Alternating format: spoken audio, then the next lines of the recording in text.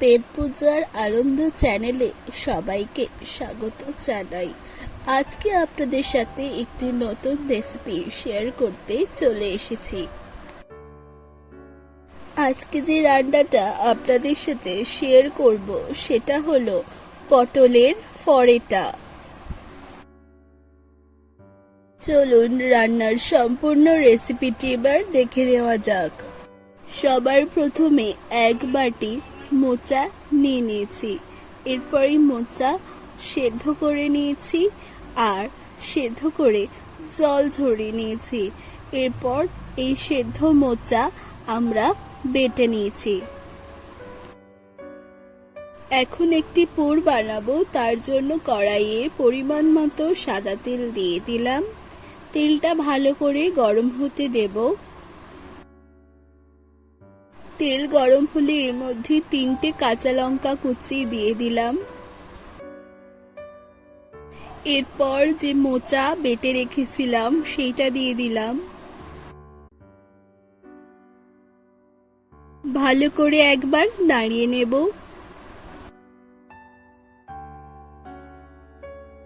Half চামচ হলুদ গুঁড়ো দিয়ে দিলাম।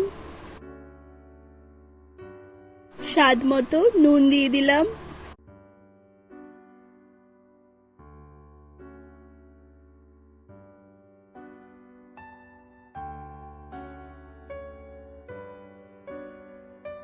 ভালো করে নাড়িয়ে চাড়িয়ে নেওয়ার পর 2 চামচ নারকেল কুচি দিয়ে দিলাম।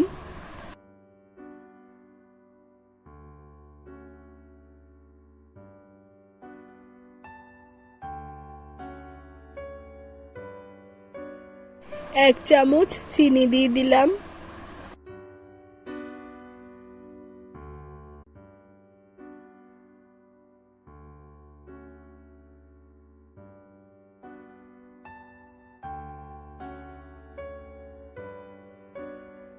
আর 1 চামচ রোস্টেড জিরে গুঁড়ো দিয়ে দিলাম। ভালো করে একবার নাড়িয়ে নিচ্ছি। আমাদের পুরটা এখন সম্পূর্ণ তৈরি। এটা এবার নামিয়ে ঠান্ডা করে নেব। এখন একটি ব্যাটার বানাবো, তার জন্য হাফ কাপ ময়দা, হাফ কাপ চালের গুঁড়ো, স্বাদ মতো নুন এবং হাফ চামচ জায়ফলের গুঁড়ো দিয়ে দিলাম।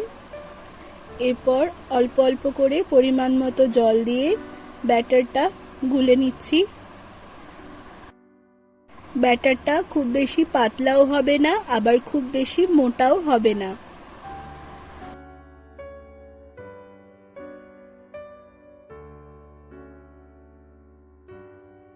দু চামচ টক দই দিয়ে দিলাম।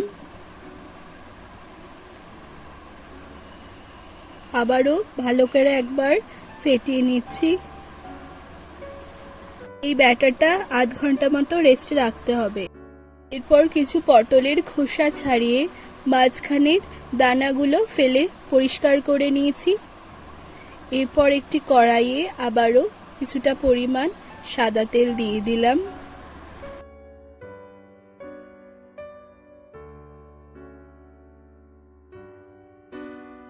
এরপর এই পটলগুলো এক এক করে হালকা হালকা করে 2 পিঠটা ভেজে নেব।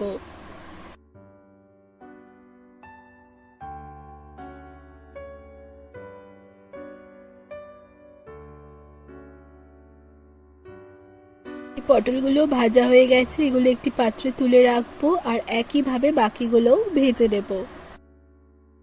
এই পটলগুলো ভাজার পর ঠান্ডা করে এর মধ্যে যে মোচার পুরটা রেডি করে রেখেছিলাম সেইগুলো একটা ফালির ওপর দিয়ে দিচ্ছি।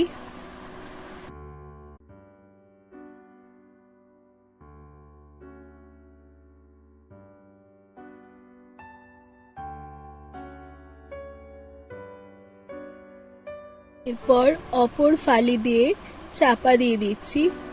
দেখতেই পাচ্ছেন আমি কিভাবে করে নিচ্ছি।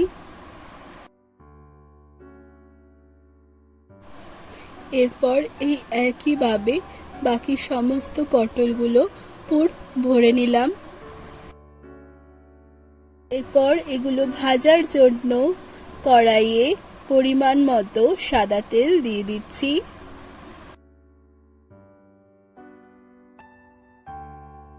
এরপরে পুর ভরা পটলগুলো ব্যাটারে ডুবিয়ে নিচ্ছি। তারপর কড়াইয়ে দিয়ে দিচ্ছি।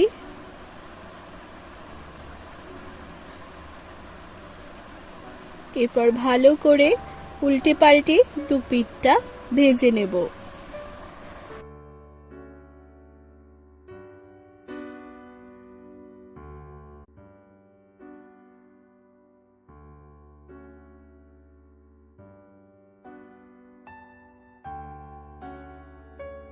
এইটা ভাজা হয়ে গেছে, একইভাবে বাকিগুলো ভেজে নেব। আজকের রান্না পটলের ফরেটা এখন সম্পূর্ণ তৈরি আর পরিবেশনও করা হয়ে গেছে। এই রেসিপিটি আপনাদের কেমন লাগলো তা আমাকে অবশ্যই কমেন্ট করে জানাবেন। ভালো লাগলে লাইক আর শেয়ার করে দেবেন। তাছাড়া চ্যানেলে নতুন হয়ে থাকলে চ্যানেলটি কিন্তু অবশ্যই সাবস্ক্রাইব করবেন, তাহলে এরকম নতুন নতুন রেসিপির সন্ধান খুব সহজেই আপনারা পেয়ে যাবেন। তাহলে আজ এখানেই বিদায়। ধন্যবাদ।